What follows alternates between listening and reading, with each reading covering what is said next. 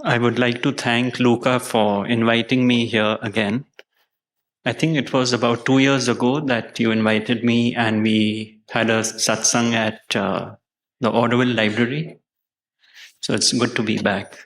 I've been coming here since the year 2000, just for a few days, but I've had that connection with mainly the Samadhi of Sri Aurobindo and the Mother.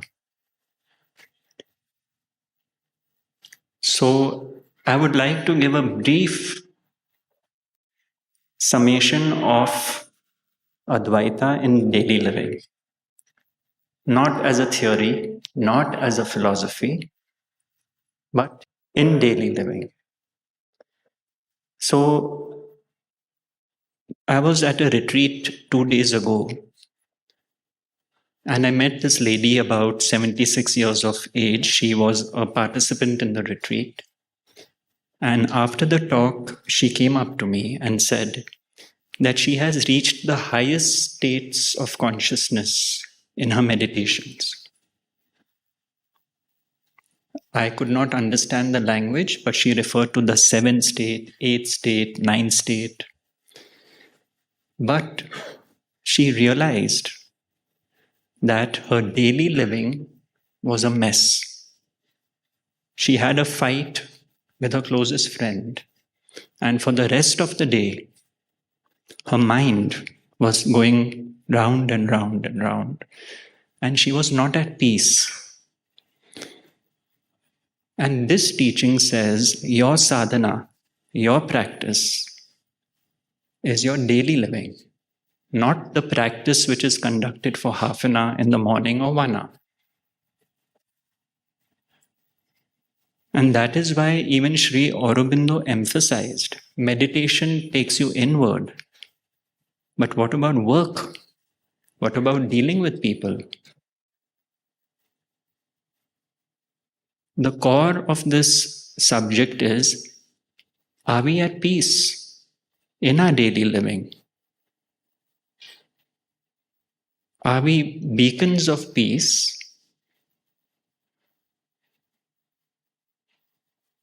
Because a great Advaita master said, when he was asked to describe in very simple terms, what is this talk about the self, enlightenment, and so on? And he said, the state of equanimity is the state of bliss. That's it. So I'd like to take you through very briefly what is Advaita, which literally translates as not two. It doesn't mean one. It means not two. So we all are here in the realm of duality. This is the realm of duality of every conceivable kind. Up, down, front, back, left, right, black, white. And then we go into the finer points, rich and poor, pleasure and pain, me and the other. This is the realm of duality we have all, you could say, incarnated into.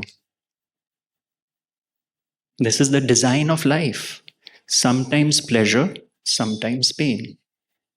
Or rather, sometimes pleasure, many times pain. We cannot have a life of only pleasure, pleasure, pleasure, pleasure. Life is not designed that way. Now, this structure, this basic structure we can't get out of. What has happened is that the me and the other has become me versus the other. The basic design was me and the other as the two polarities, but it became me versus the other.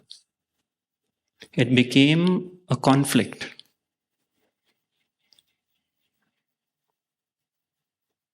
This is the core of the teaching. How do we heal back from me versus the other to me and the other? Because one misperception happened along the way. And that was the ego with its sense of doership.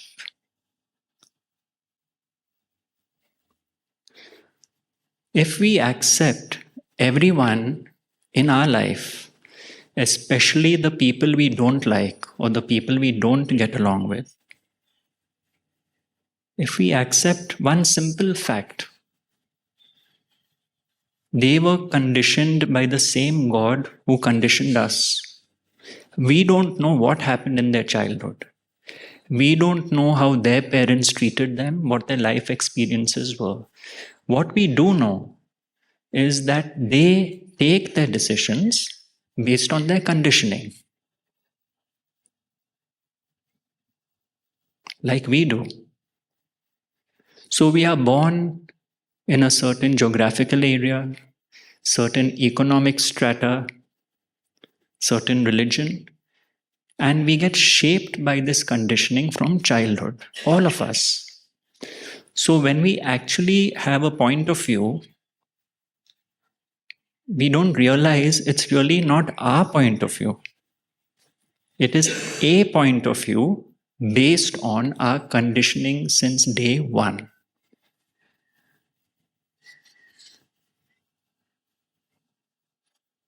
Now, when we realize that the person we don't like, the person we don't get along with in life, the person who is pushing our buttons the most, when we realize that they are conditioned by the same source or force which conditioned us, there is a shift in our relationship.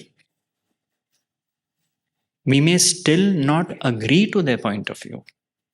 We may have our point of view. But this opposition, this conflict, that how dare you say this? My view is the right view. That drops away from the equation. You hear another person out, you can clearly see that this person is reaching his or her obvious conclusions based on their nature and their conditioning. In this case, I don't agree with it. And I have my point of view. So, as my teacher would say, the sting of personal doership is removed from this equation. The hate and condemnation and judgment fall away. You see, there was an American mystic healer who was probably at the highest level of healing. He passed away in the 60s. And his entire teaching was one sentence: give up the belief in two powers. All there is one source. So anything you meet in life, whether it is a person or an event in your life, is coming from that one source. There is no power apart from God. That is what he would say. Doesn't mean you have to love everyone. But all it asks is accept people for who they are, the way God created them, instead of wanting them to be a certain way. This sentence, give up the belief in two powers, was the tenet of his healing practice. And it was pure Advaita. This we find very hard to do in daily living. Any pain we face in life can only come from the same source, not a power apart from it. So the first step is to accept this. Our problem is we are in conflict and denial of the painful parts of life, as if someone else is doing them to us.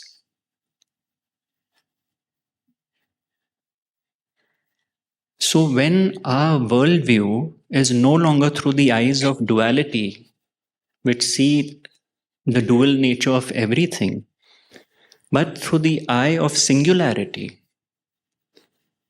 the eye of Shiva, which has understood this game, which is nothing but a chess game of figures in black and white, not making their own moves, but being moved by a higher power, and more importantly, When I live this understanding that at the end of the game, both black and white go into the same box, when I live that understanding, I'm living a life of peace. When I live the understanding that everyone is playing out their blueprint the way it has been designed. My teacher would say, as an example, a miser, someone who doesn't like to spend money even though he has it, does not choose to be a miser, though it appears that way. We don't know his life experience. Maybe he didn't have money when he was young, so he holds on to it. There are many reasons. But this judgment we make on people that this person is a miser, I don't like him, he doesn't put his hand in his pocket, that drama which goes on in our mind gets cut off. And when this thinking mind, which is actually the devil which takes away from the present moment, this thinking mind, which creates stories and dramas about people, how they are, how they should be, how I think they should be, because I think I know the best. But I don't realize that I too am shaped by my own conditioning, which makes me see things a certain way, which may not be the truth. When I have this humble acceptance that the way I see things is my way, I don't force others to see it this way. When I have this acceptance, I find by and large my relationships become harmonious because I have no fight with anyone now. And as my teacher would say, this is the point when you can agree to disagree with someone without being disagreeable. You can agree to disagree. I don't share your point of view. Let's agree that we don't share our points of view. So we have a problem with this. And what this living teaching of Advaita says is move on. These are just points of view in this game of life. But what we do is, not only are we not at peace, we take away other people's peace of mind.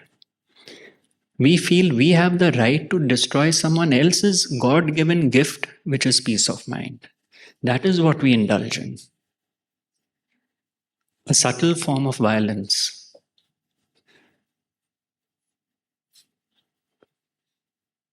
That is why Goldsmith would say that if you have this understanding that everyone is shaped by not only childhood conditioning but prenatal conditioning, what was going on in the mother's mind when the baby was in the womb.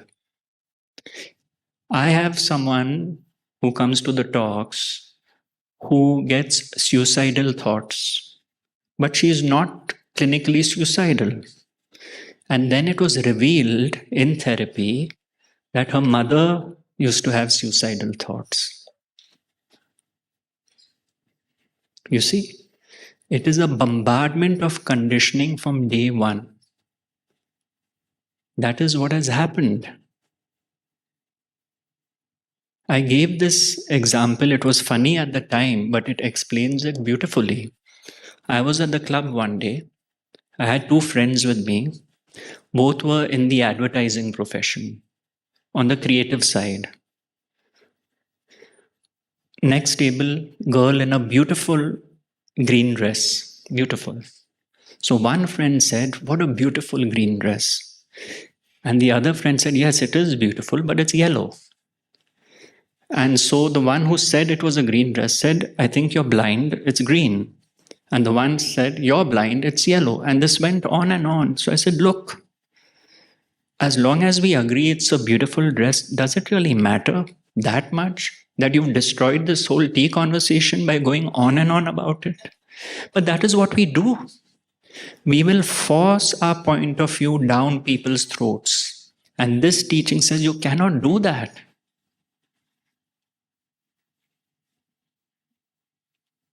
My teacher put it in a different way. He said, what happens when we pronounce judgment on someone? You are right or you are wrong. What we don't realize is this person in front of us is an object in our eyes. That is the first step. So we pronounce judgment on the object and we forget, we think we are the subject. So we have the right to pronounce judgment. We forget that we are also an object in the other person's eyes. So it is actually one object judging another object when the subject is God. And he referred to this as the original sin.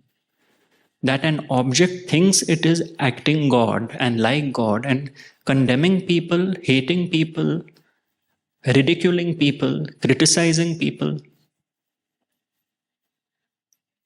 How do you know? Perhaps your conditioning was the most flawed.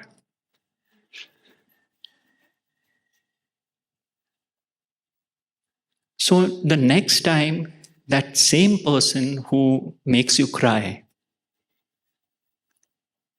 or hurts you says something, you might just look at the person and wonder, this person is playing out the script. You can see actually the force which moves through them when they are doing what they are doing, and realize that what they are saying in the moment is nothing but an output of their years and years of conditioning, their innate nature, which is making them say that. And then compassion may arise. Where there was an immediate reactivity, compassion may arise. My God, this person might actually be suffering their conditioning.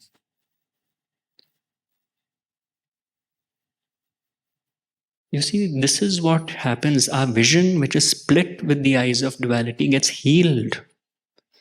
And then, as Goldsmith says, if I have this understanding with everyone I meet in life, then my relationship is no longer with people. My relationship is with God. Because God created everyone. I am no longer seeing them as separate compartments of views and opinions. I am seeing the one behind the many. Some I like, some I don't. I'm entitled to my preferences. This teaching doesn't say hug everyone. You are made a certain way. Honor that way. But do accept everyone. That is the difference. That is why my teacher's last words when he was asked, someone who, as Luca would know, used the most highest words in Advaita, noumenon, phenomenon, absence of the absence, absence of the presence, he could go into it deep. His last words were, love each and everyone in your life, each and everyone, as if you created them.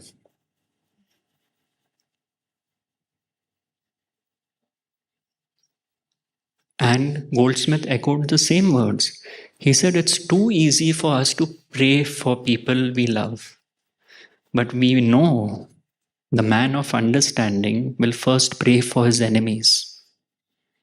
Because he knows that they too are an instrument of God. It's too easy to pray for our loved ones. What is the point? I have a Sufi guide in Kashmir. He's about 78 years old now. And he told me their biggest day in the year is Eid, where they celebrate with their family and children, grandchildren. He said one day he told his children, as a realization, he said, look, you have each other. You don't need me anymore. You have your children, you have your brothers, sisters, celebrate Eid. And he walked out of the door and said, I'm coming back after 2 days. He came back. They asked him, where did you go? He said, I went to the orphanage where people don't have parents. And I told them, I am your father today. And I celebrated Eid with them. This is called living Advaita.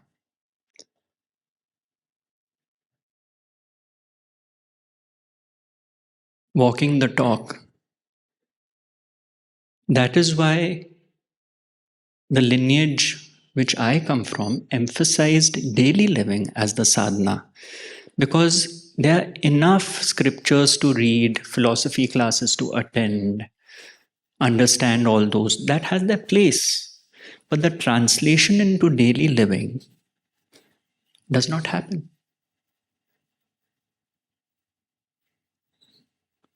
Because it is everyone's experience and wish that on the day they leave this body, they'd rather live in peace than in conflict.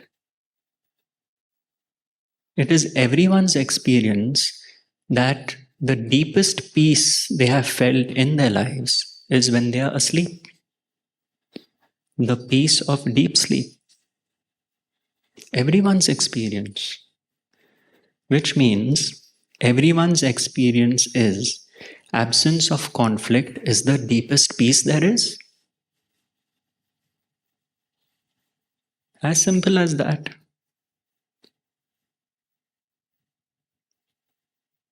There's nothing more to it really. It's quite simple, this teaching.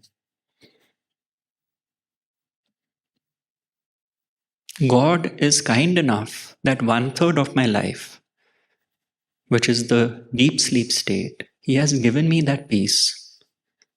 That is how generous God is. And that deep sleep is the absence of me as an individual. That is why it is deep. Because I'm absent in deep sleep, there is peace. But I come in the waking state, then the trouble begins. That is why I saw this one cartoon. I think it was Snoopy or something. Just one box is all that is required. He says, I was doing okay, and then I woke up. That summarizes this whole thing.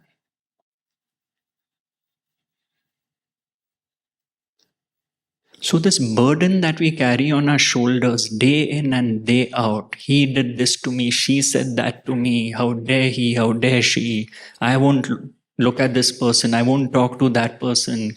And I start cutting people out of my lives one by one. And then I have a life of duality. Only those I love are there. I'm polarized. You see, the pendulum, if it is held at one end, is going to swing to the other. Any identification which is polarized in the realm of duality is going to meet its opposite. That is the nature of life. Which means if you love someone, you already hate someone. But the pendulum which does not swing, which is at the still point in the center, is not identified with the polarized ends. It is flexible. There is no one to truly love, no one to truly hate, if all there is consciousness. I fully understand. In my own kitchen, I have various gadgets. I have the fridge, I have the microwave, I have the juicer, I have the toaster. These are gadgets designed a certain way. And when electricity runs through them, they produce what they are designed to produce. A toaster is going to produce toast. A fridge is going to keep the food cool. So why can I not accept that the same consciousness functions through everyone and brings about that which that person is designed to bring about? I don't expect the toaster to cool the food. I know the toaster is designed to be a toaster. But I have this expectation with people that although they are designed a certain way, I want them another way. I want them another way. What right do I have? Who has given me this right to want people to be another way?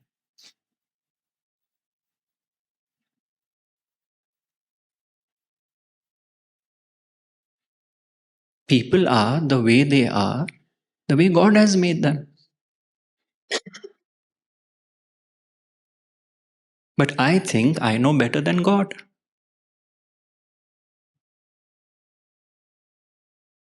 And so, this is the essence of Advaita, that the consciousness right now, which is speaking through me, is hearing through you. It appears in the realm of duality, there's me and you. But consciousness is speaking, consciousness is listening. Because if you were not conscious and I was not conscious right now, we would both be dead bodies. So, who is speaking and who is listening?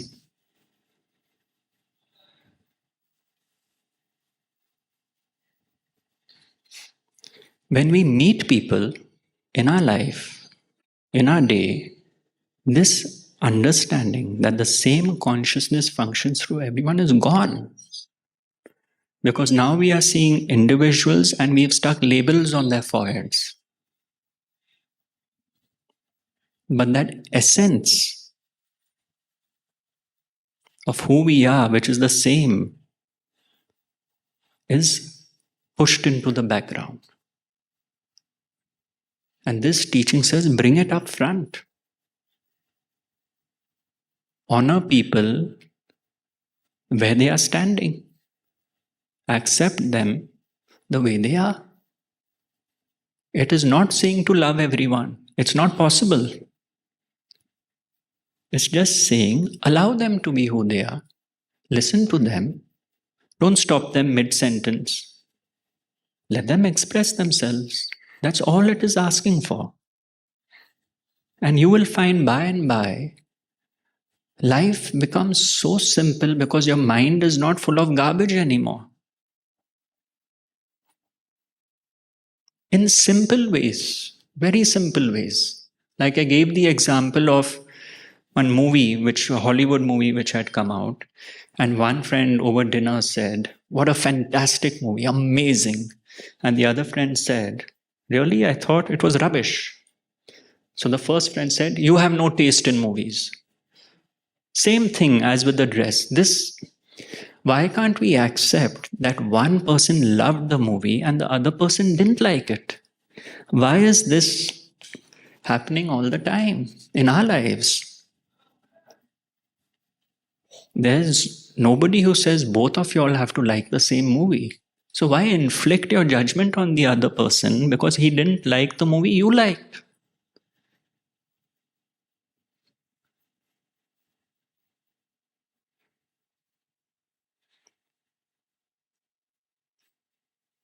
But we are so used to the action reaction loop in life, how arguments happen. Then we are trying to see that we win the argument, we have the final word. And our mind starts going into horizontal time, imaginary future, or dead past. Our mind is constantly in horizontal time.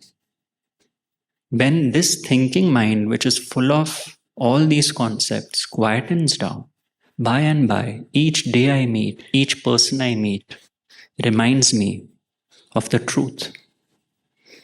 I find my mind is really becoming vacant of dialogue. Then I am in the moment as pure being, not as being, not as becoming. I'm just there as pure being. I meet being. I don't see a person when I meet them.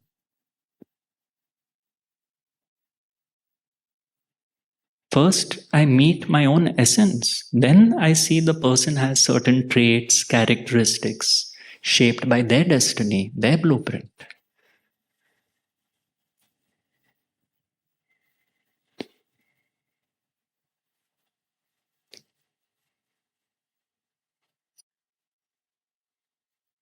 The other thing is The Maya is so strong, the illusion is so strong that it appears things are apart from us. It appears I am apart from you because this is the realm of duality, subject object. But the fact is, I am an appearance in your consciousness. Can I appear outside your consciousness? Even if you close your eyes and listen to my voice, that voice is arising in your own consciousness. So, can I be any closer to you? The voice of your enemy and the voice of your friend are arising in your own consciousness.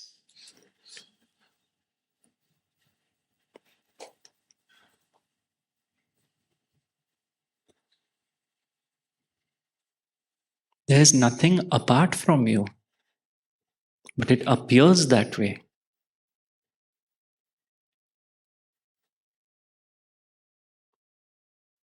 There is nothing that you see, hear, taste, smell, or touch that is arising out of your consciousness, outside your consciousness. It is inside, it is so intimate. Therefore, what is the content of your consciousness? Is it one of separation, hatred, malice, jealousy, envy, pride, arrogance, guilt, shame? Is that the content of consciousness, or the acceptance that in the final analysis, the only doer is God? Because He has made all of us. Then by and by, I lead my life. I have a particular point of view, maybe political, maybe anything. I do what I have to do. But the sting in the equation with individuals is pulled out. And I wish the person peace at the end of the day. My mother had a spiritual master who was a high court judge, a judge of the high court. And he used to sometimes try cases of crime. And sometimes he had to pass the death sentence. And after passing a death sentence, he would get up from his chair, go to the criminal, give him a hug, and come back ready for the next case.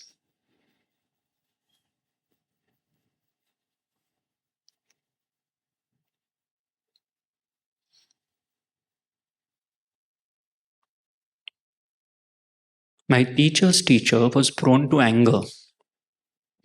He was not calm, equanimous. He had a short fuse. So one day, someone asked him a question. And he told the man, "What a stupid question you're asking. You've been sitting here for 3 weeks and you're asking such a stupid question." And the man replied, "What can I do, sir? God made me stupid." And he burst out laughing. You see, the sage will not hold on to this anger like we do. The anger arises naturally, biologically, and then we stretch it in the duration of time and make a story out of it. I should now not talk to this person. I'm angry with this person. For the sage, anger may arise. I have met Vedic astrologers who say some horoscopes, the position of planets shows they are prone to anger, they are fiery. The planet Mars is located in a certain house, it will be their nature. So, what is a biological reaction? The average human being stretches it in the duration of time, and then that anger in the moment becomes prolonged anger, which becomes toxic. Toxic for myself and toxic for the other.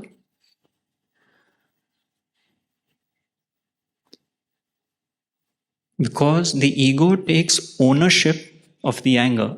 I am angry. Whereas the sage knows anger has arisen.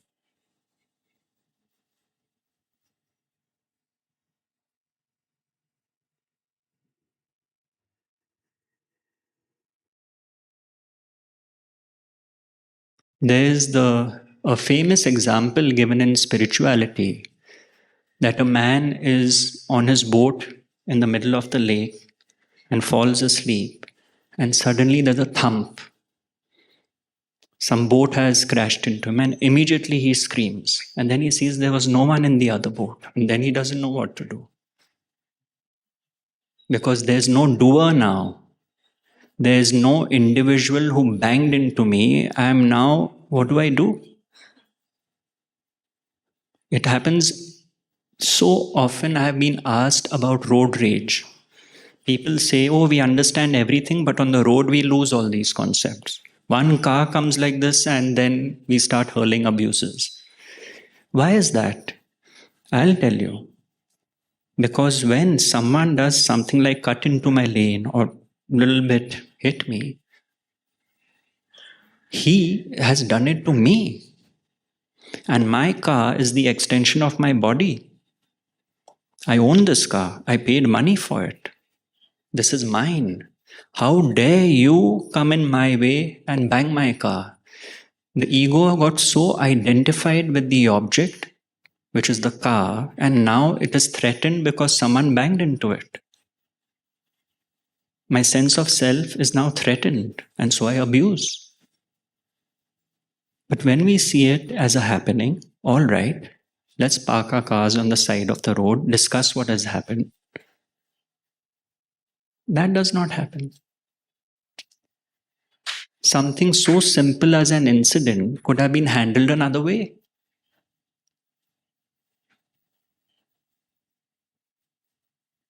And it happened to me in Bombay once. I was in a taxi and we were going towards a signal, and another taxi gently hit this taxi.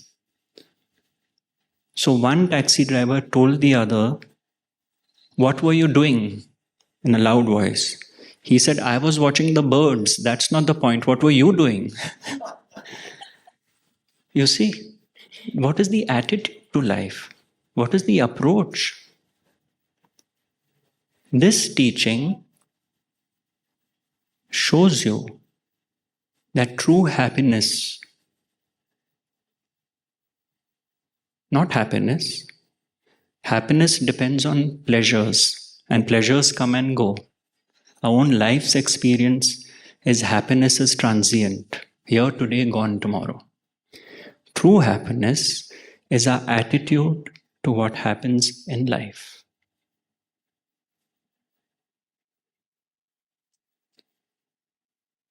And our attitude to what happens in life depends on our attitude to the other, whoever it may be. Could be a stranger on the road, could be a beggar, could be my colleague at work, my parent, my child.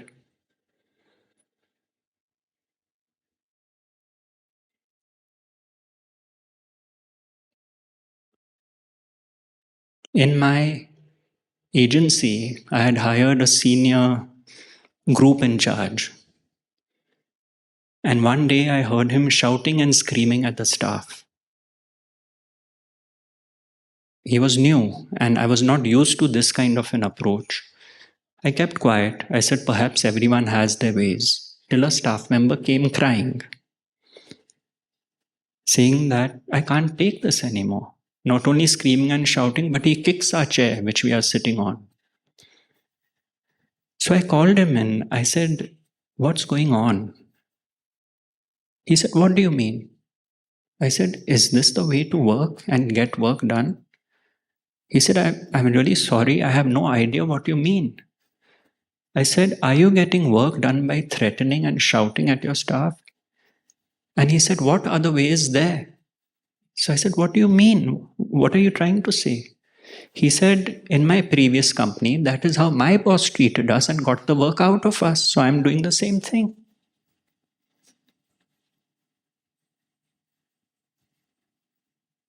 Do I blame him?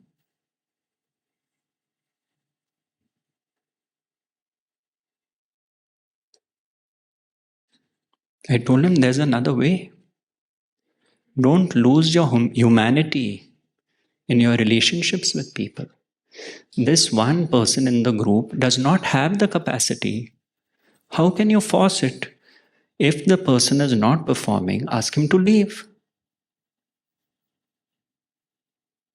It is like in my school, I remember one very nice, gentle boy, when we were in the sixth standard or seventh, was made to stand up on the table and recite, I am a failure, I am a failure, I am a failure, by the teacher. With no understanding that not everyone is designed to be bright in studies. God has made them that way. And then this child is identified with the word failure all of its life.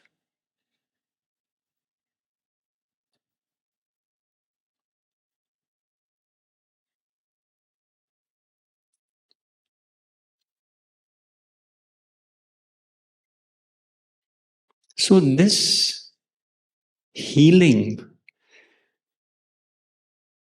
this healing vision to not see individuals responsible in the sense that they have made their own genetics, nature, conditioning, and so on and so forth. But there's a higher power, a higher force which is behind this all, which makes people say and do certain things.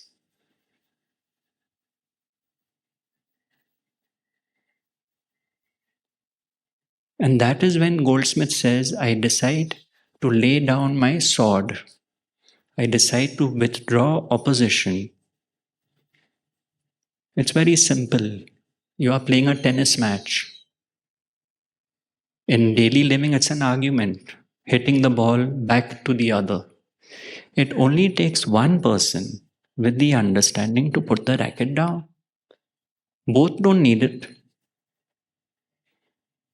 One person needs it. All right, there's no point in arguing beyond a point.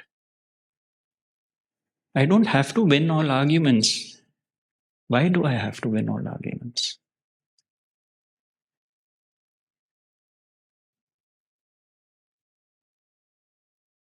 Why must I always be right?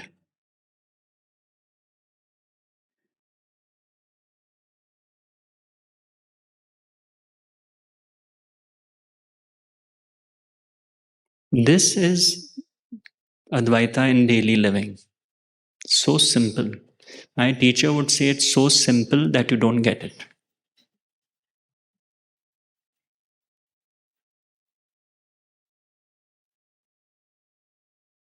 Or, as one famous, I don't know if it was a Greek philosopher, said, the truth is simple.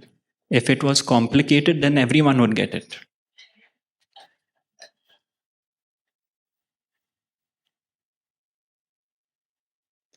And what is this simplicity? It's even this is simple. What is the truth? It's a very big word. What is the truth? Supposing you went to a new country and introduced yourself to a stranger, you could use any name. Hi, I'm Peter John. He'd believe you. It may not be the truth. Your given name is something else. What is that truth which nobody can deny? What is that truth which cannot be refuted? And he gave a simple example. Supposing right now God pushed a button and all your memory was wiped out. You don't even remember your name, your family, your friends, the work, you do nothing. Entire memory is wiped out. What remains? What remains is pure being. I know I exist. I'm not dead. I still know I exist. I don't know as what I exist. I exist. That is the truth. No one can deny the existence. Everything else can be denied. Some may agree with it, some may not. This, what he referred to as the impersonal awareness of being, because there's no person here. When my memory is wiped out, it is impersonal. But there is an awareness of being, is in everyone. The baby had it. The baby didn't have an ego. It got created later. Pure being. Why do we love looking at babies, going to babies? There's that purity, pure consciousness, unstained by the ego that has been subject to life and conditioning. That pure being is here right now, in and as everyone. It didn't go anywhere. It got covered by the veil of duality, doership, and a ego which got encrusted with layers and layers and layers of conditioning. But the being is still there.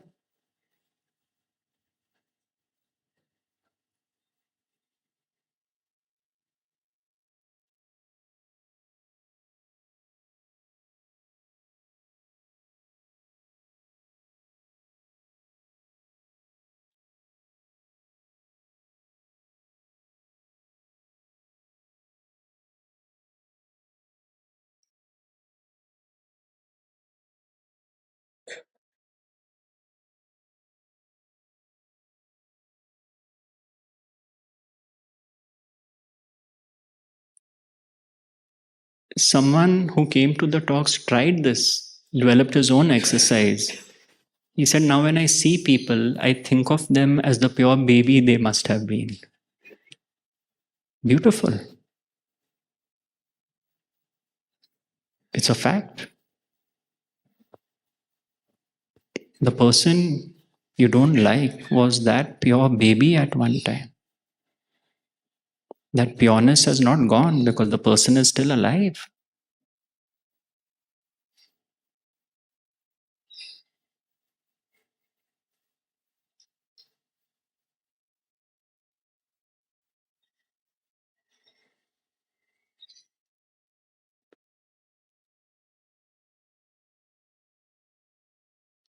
So we find by and by our vision is now resting in peace through our day, through our life,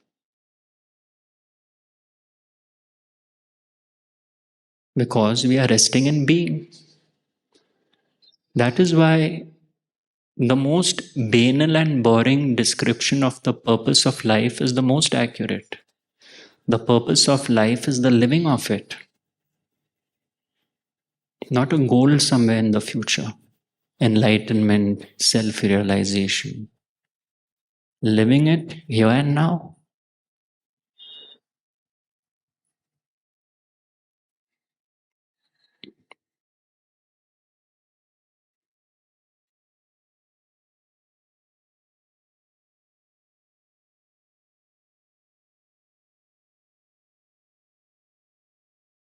I don't have to wait till I die to rest in peace, to be written on my tombstone.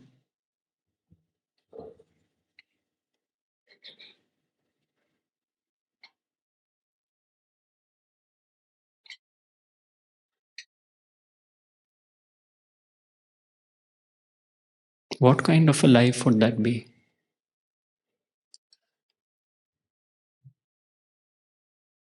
If I can find, finally, that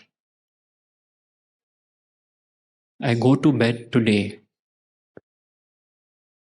I think this might be my last night on earth.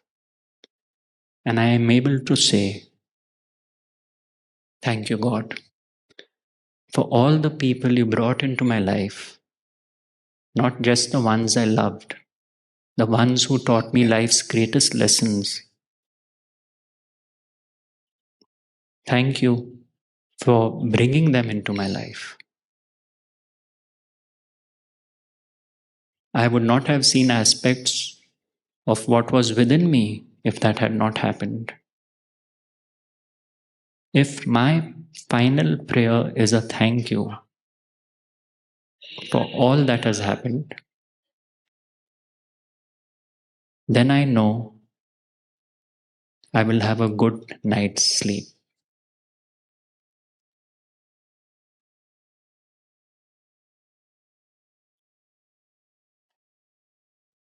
Because you may not wake up tomorrow. It is assumed you will.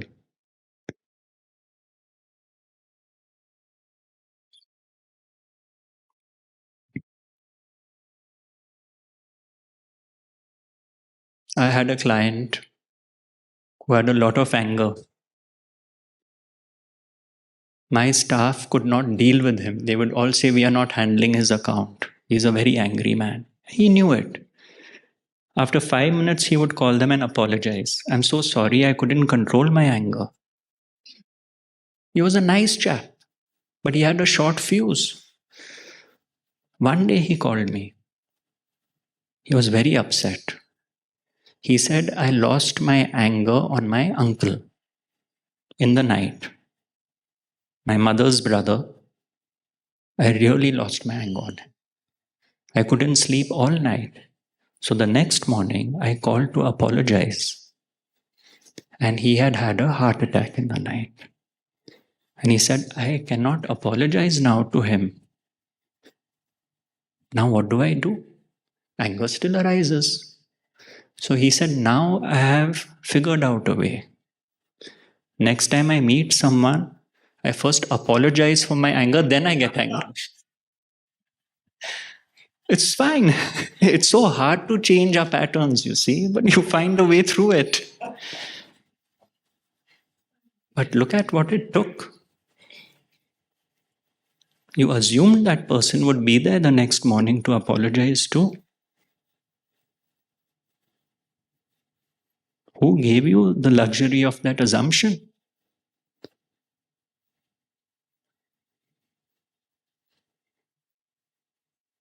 And what is the degree of awareness, more importantly? There's a famous story in our scriptures of this boy who was tortured by his father, Prahlada. And he sailed through everything without uttering a word. And the Lord was so impressed with this boy, came and stood before him and said, "I grant you a boon. Ask for what you want." He said, "I don't want anything. You've given me whatever you gave me, I have accepted gladly." "No, I insist. I insist you ask for a boon because what you have displayed is very rare." So the boy thought about it. He said, "All right, this is what I want. I want that you should do no harm to those who have harmed me." The Lord was shocked. People have harmed you, and the boon I'm granting you is that the Lord should do no harm to them. What kind of a boon have you asked for? And he said, "No, Lord, because I know to wish harm upon them is to wish harm upon you, because you created them."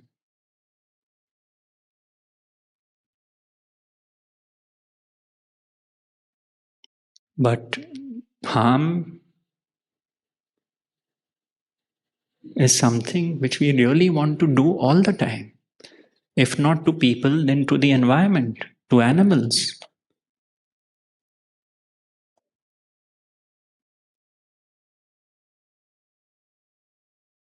And animals are closer to God. Why? Because they don't have the sense of doership that humans have. Animals don't go into the dead past to an imaginary future.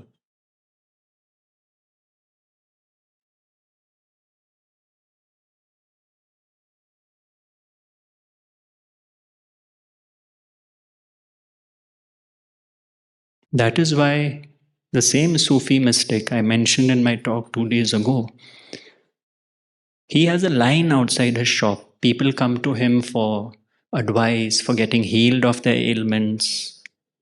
That's what he does all day.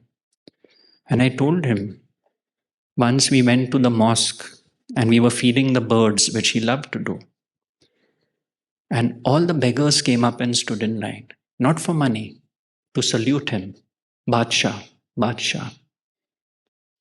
And I was so moved, and I told him, I said, "This is amazing." He said, "No, no, nothing is amazing. These people have got something for me, whether they've been healed or whatever it is, money. That's why they are coming and shaking my hands. When I die, I don't know which of these people will come for my funeral, but one thing I know. And he told me, please come so you can see it yourself. That when I die, my coffin, when it's being taken from my house to the burial place, all the birds I have fed for the last 20 years will be flying above. They know what loyalty is. They know what gratitude is. They know what love is, not human beings.